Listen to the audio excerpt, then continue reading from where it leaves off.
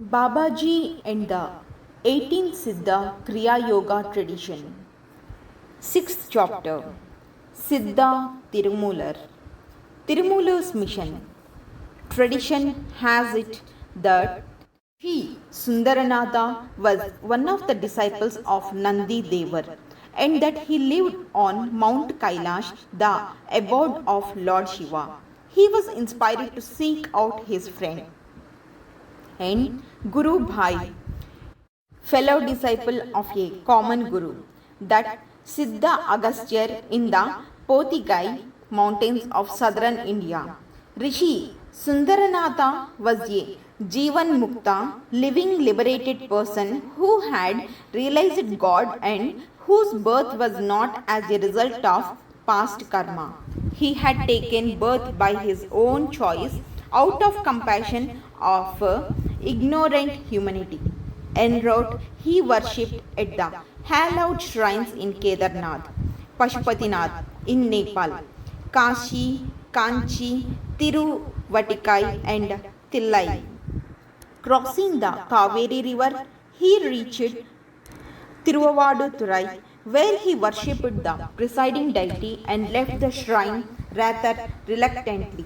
As he was walking along the banks of the Kaveri river, he witnessed a strange but heart-rending phenomenon. Herds of cows and bulls were moving in sorrow, tears streaming from their eyes as they circled the body of their cowherd known as Moola, who had fallen dead. Rishi Sundaranatha, for whom neither joy nor misery meant anything, was suddenly possessed by an unaccountable compassion for the animals, leaving his physical body hidden in a hollow log and using his yogic power. He transmigrated into the body of the dead cowherd, which arose to cheer up the drooping spirits of the cattle. They were overjoyed at the recovery of their master and playfully licked him with affection. During the evening, he herded the cattle back to the village and then went to the house of Muller, the cowherd. He informed his wife that he would have nothing to do with her in future, and then he went to a local monastery which gave him shelter for the night. The next day, wanting to continue his journey, he proceeded to the place where he had kept his own body secure from the nocturnal raids of beasts and birds. To his utter dismay, he found that his body disappeared. But he sat in meditation and realized that it was Lord Shiva himself who had taken his body so that he could serve in the southern Indian body as Shiva's chosen interpreter in Tamil of the great mysteries pertaining to life itself. From that time onward, he was known as Tirumular, as the word Tiru means holy, and the villagers had realized that the cowherd and become very saintly. He settled near the village of Chidambaram. Tillai, the ancient temple of Lord Shiva as Nataraja, the king of dancers. He worshipped near a banyan tree where there was a Swayambhu Lingam, stone pillar representing Lord Shiva in his self-existing form. He spent his days and nights in mystic contemplation.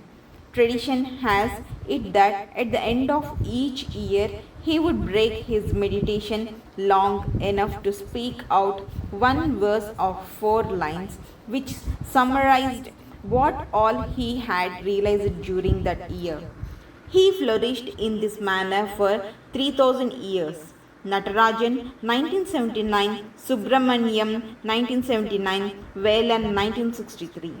page number 41 to 43, Pillai 1979, page number 313 to 322, Sheki Jar 1985, 317 to 320.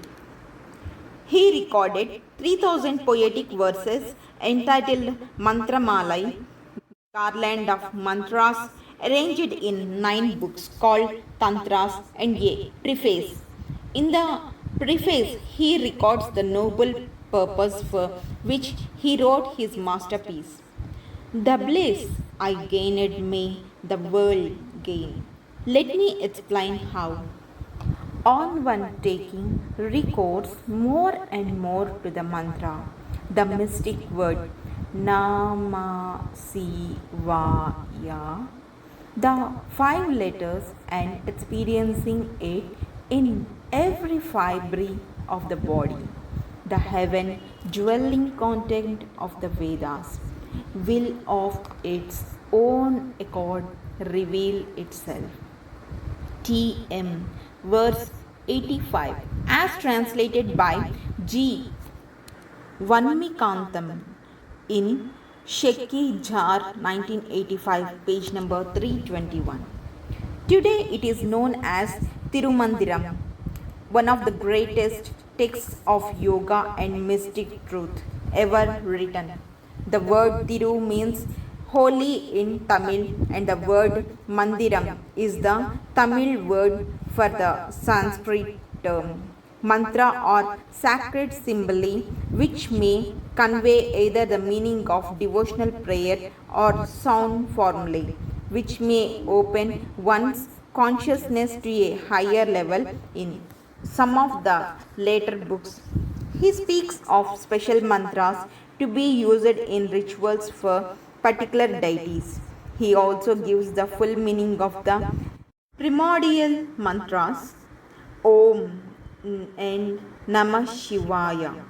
This work has been called a book of Tantra, mode of worship, mantra, word of worship, yantra, symbol of instrument of worship, and yoga of prayer and philosophy at once. Subramaniam 1979, Sheki Jar 1985, page number 323.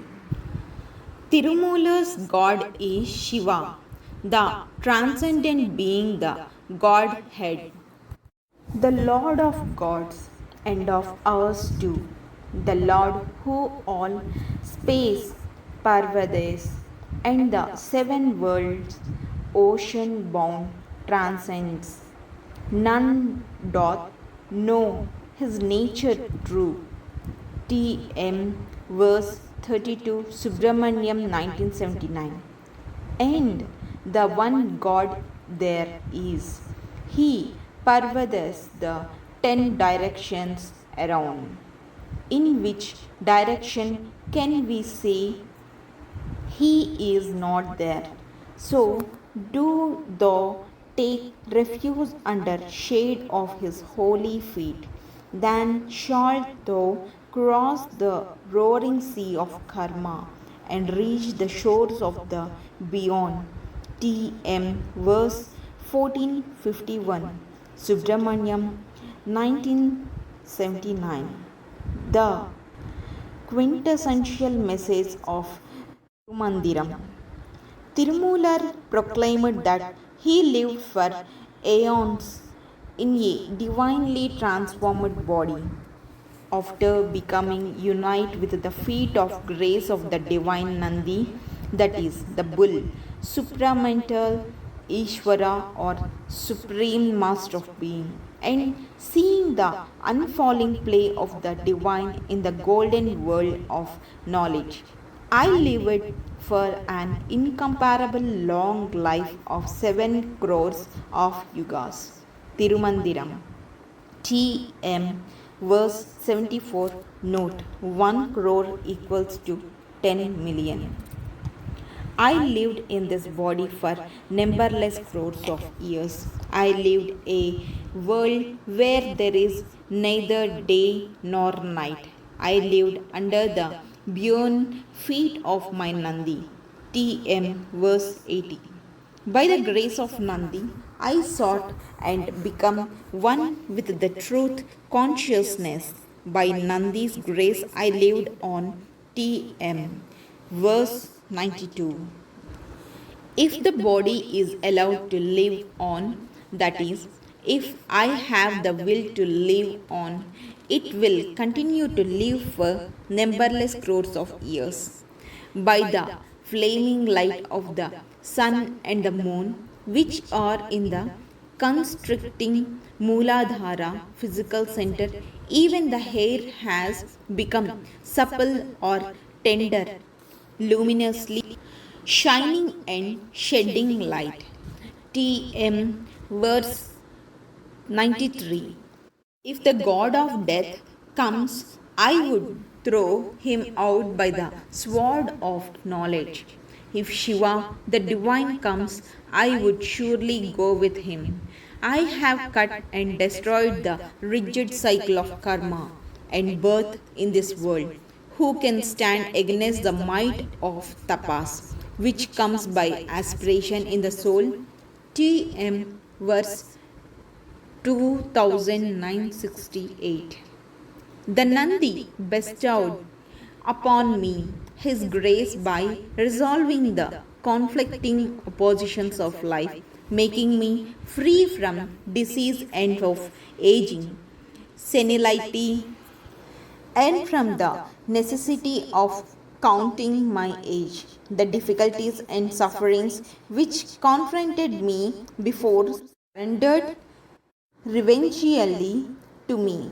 That is, they were turned into opportunities for progress. Shiva, the divine, came by himself. TM verse 2974.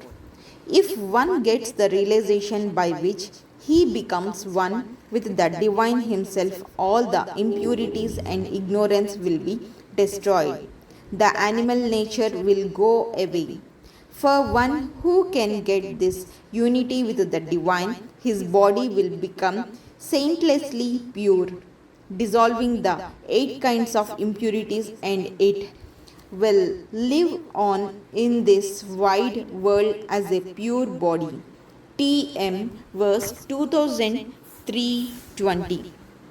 I have realized the bliss grace Shakti of pure Shakti manifest in the very flesh of body. I have realized the master of knowledge in unity, who having become myself becomes himself.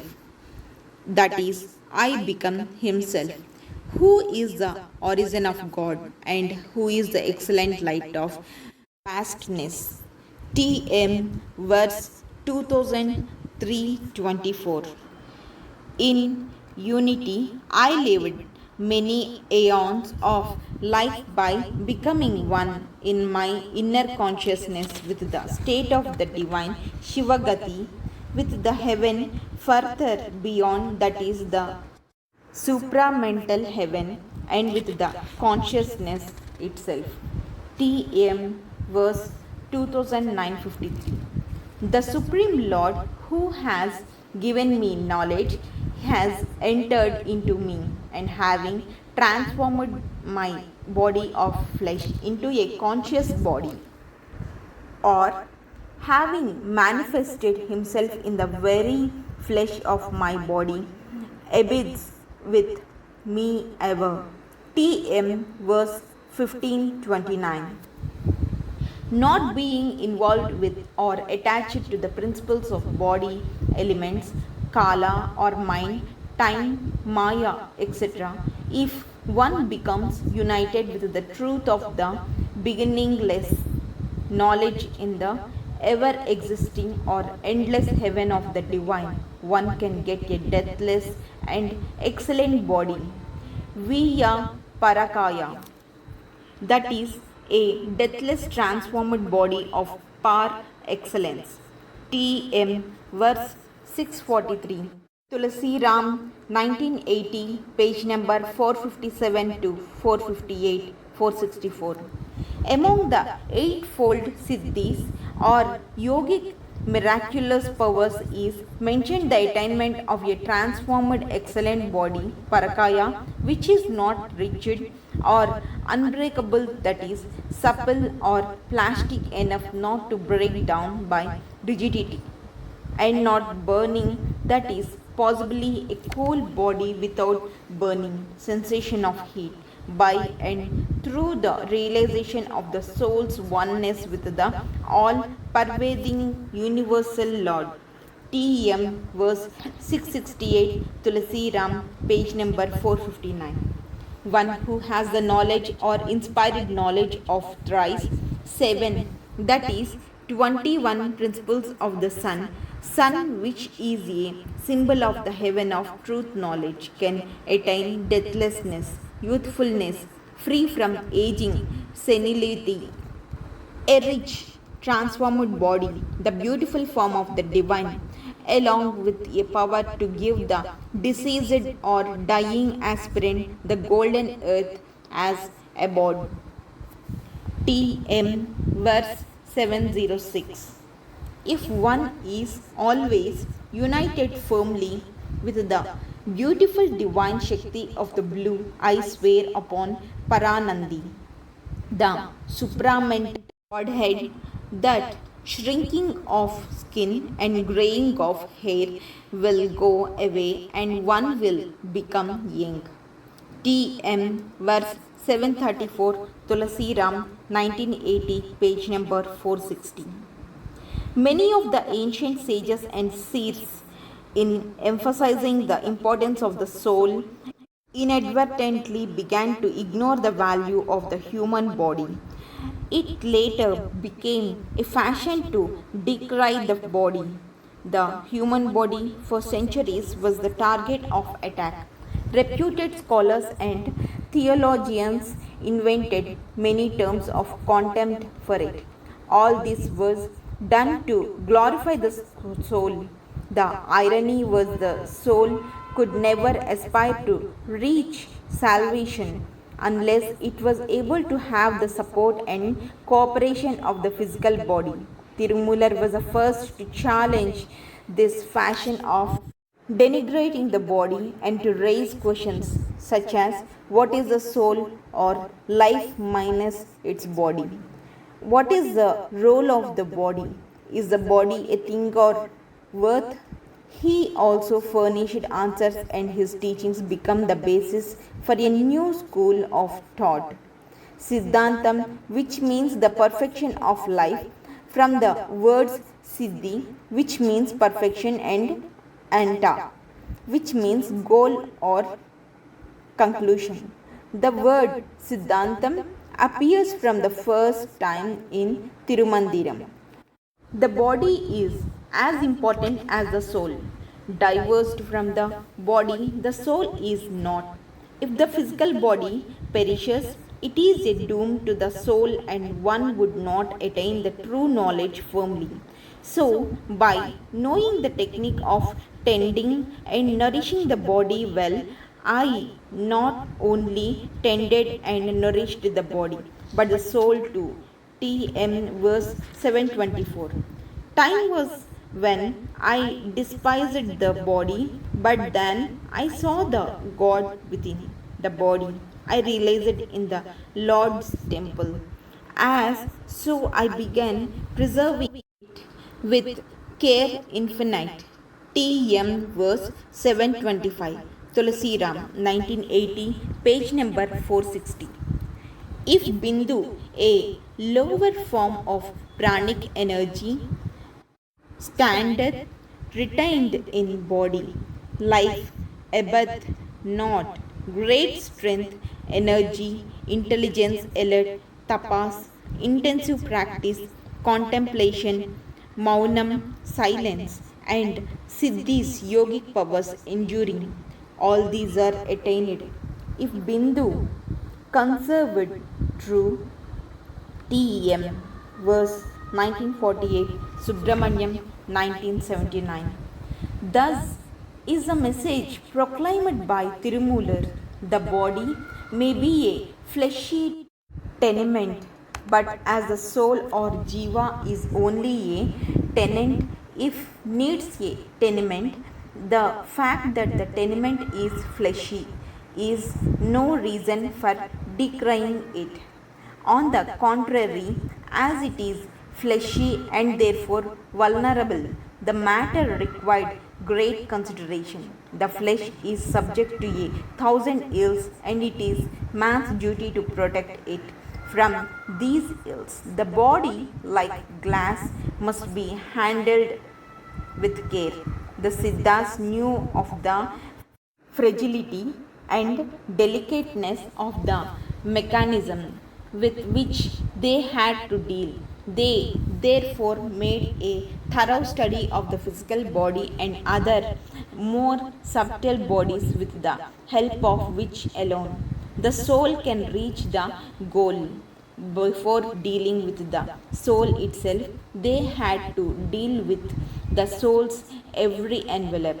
Before dealing with the soul or spiritual body, the elements of the physical, vital, mental, and intellectual bodies had to be dealt with. The quintessential message of Tirumandiram may now be understood.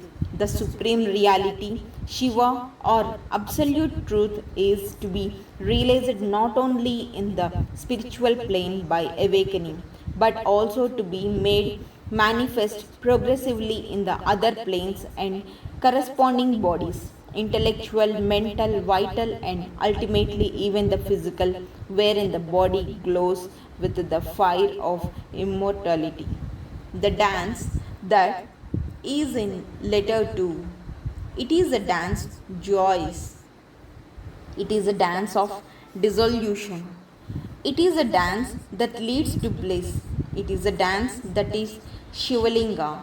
It is the alchemy that transformeth the coppery Jiva into golden Shiva. TM verse 902. Water, earth, sky, fire, and wind. The spark of light within the body. All these He is. He is Paramparam. He is Shiva, our Lord. He is the walking Jiva here below. Deathless. He is T.M. verse 3045. Subramanyam, 1979. Individual responsibility for one's destiny. It may be asked, why did not the Siddhas make a gift of their knowledge of medical science to the world at large in the interest of mankind? The answer is not easily known, but one thing is certain: the Siddhas willed it that way. The mission of the ancient Siddhas was not perhaps to cure the ailments of mankind. They want to cure only the ills that their own flesh was heir to.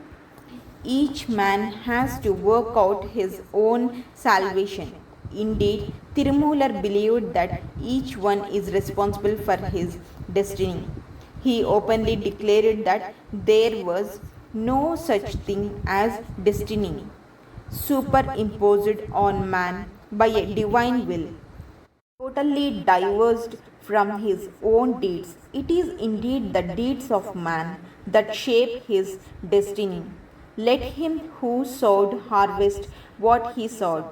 Man's soul undergoes a destiny wrought by the past acts. It is not as if the Lord all by himself tacks a destiny onto man's, says Tirumular. Through thought, word, and deed, karmas accumulate. If thought and word consistent stand, karma bideth not. Thought and word conquering, they experienced karmas and altered their course. They, the great Jananis, are T.M. Verse 2612, Subramanyam, 1979. Tirumular again and again reverts to his favorite theme of the need for man to control and discipline himself through yoga to realize the God in him and thus attain the highest spiritual state he is capable of. When thou seek to reach the Lord and have a miss, take it as the work of your evil karma in the past. And so persevere in your devotion fervent, thou shalt at last reach the primal Lord. T.M. verse 2668 I bid. With the universal vision of love unfolding in the aspirant. Everywhere is the holy form, everywhere is Shiva Shakti, everywhere is Chidambaram, everywhere is the divine dance. As everywhere, Shiva is everywhere. Shiva's grace is all his sport divine. T.M. verse 2722 Subramaniam 1979. Love and compassion towards all are necessary for all true seekers after God. Tirumular observes the ignorant prate that love and Shiva are two, but none do know that love alone is Shiva. When men but know that love and Shiva are the same, love as Shiva, they ever remain. T.M. verse 270. Who the self-realized seek and adore the feet of the Lord, who the self-realized most freely give in charity, who the self-realized lords of tattvas become, who the self-realized kin to the Lord in dear amity. T.M. verse 251. Such love becomes both the means and the end. To him who renounces no kith or kin has he, to him condemned to beg no true delights has he. To him who charityless is, the Lord denies his presence. By the measure of thee, charity done, the Lord is known to thee. T.M. verse 256 Subramaniam 1979. If by his grace one is surrendered in service to the universal Lord Haran and the substance of his physical body aspires for the Lord of the golden world of knowledge and becomes pure without the shadow of darkness and remaining equal without ego consciousness in the dualities of action. He is verily Swa, the divine in embodiment and knowledge, Shiva Vedam, and becomes consecrated to his service. T.M. verse 1676, Tulsi Ram, 1980, page number 463. I melt in love of the Supreme and Universal Lord. I consecrate constantly all the works unto him in surrender. I stand before the lotus feet of the Lord who has a golden body that transforms a body into a golden one. And I ask for his inspired words of grace for worship. He is the light that manifests even in the bones. T.M. verse 1456. Such an immortalist approach also reveals to humanity its duty towards God, animals, birds, and mankind, so often forgotten during the current period with its material, ecological, and social crisis. To anyone is available a green leaf for worship of God. To anyone within his means, it is a mouthful of grass for a cow. To anyone, when at dinner possible, it is to spare a morsel of food for a crow. To anyone feasible, it is a kind word to others. T.M. verse 252. Sheki Jar 1985, page number 336. Tirumular's Ashtanga Yoga compared to Patanjali Yoga Sutras. The third Tantra or chapter of Tirumandiram from verses 549 to 739 deals with Ashtanga Yoga, the 8 ways of discipline and the eightfold Siddhis.